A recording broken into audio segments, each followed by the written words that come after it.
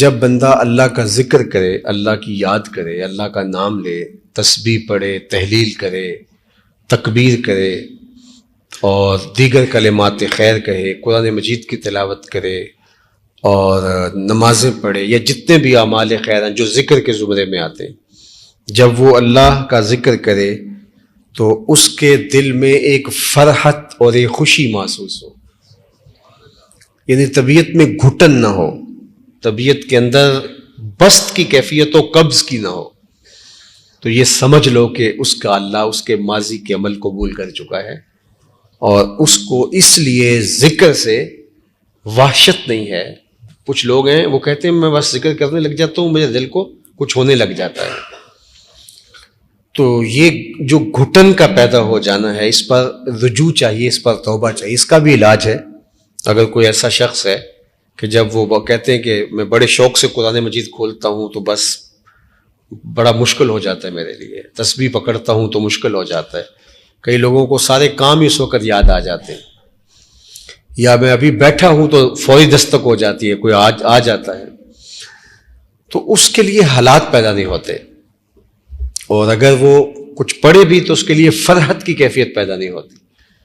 تو اس کا حل یہ ہے کہ لا حول ولا قوت الا باللہ، اس کو بار بار پڑھے، چونکہ یہ پڑھنے سے جو ہے وہ اللہ تعالیٰ اس کو حفاظتوں کا حصار عطا کرے گا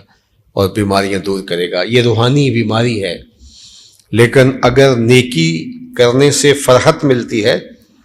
اور خوشی نصیب ہوتی ہے تو یہ اس بات کی دلیل ہے کہ اللہ جل شانہ نے اس کے لیے آسانیوں کے راستے کشادہ کر دیے ہیں، اور فرمایا کہ الا بذکر اللہ تطمئن القلوب،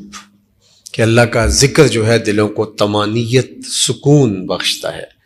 تو یہ تو طے شدہ حقیقت ہے، امر واقعہ ہے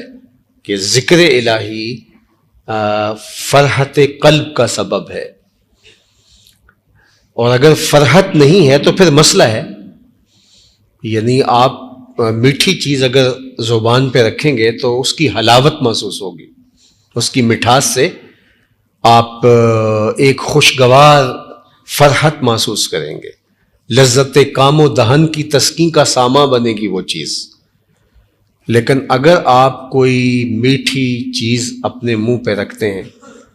تو آپ کو کچھ بھی محسوس نہیں ہوتا، الٹا آپ کو تلخی ہونے لگ جاتی ہے، تو پھر اس کا مطلب ہے کہ آپ کو کوئی مسئلہ ہے، صفرا کی کوئی تہ چڑھ گئی ہے زبان کے اوپر، اور وہ اتنی دبیز ہے کہ وہ قوت ذائقہ کو روک رہی ہے۔ تو اللہ کا ذکر کرنے سے حلاوت نہیں ملتی، طمانینت اس کا لازمہ ہے، اور اگر نصیب نہیں ہوتی تو پھر اس کا مطلب سیدھا سیدھا یہ ہے کہ کوئی پردہ چڑھ گیا ہے دل کے اوپر، تو اس کے مداوے کی صورت کرنی چاہیے، توبہ کرنی چاہیے، لا حول ولا قوت الا باللہ العلی العظیم پڑھنی چاہیے۔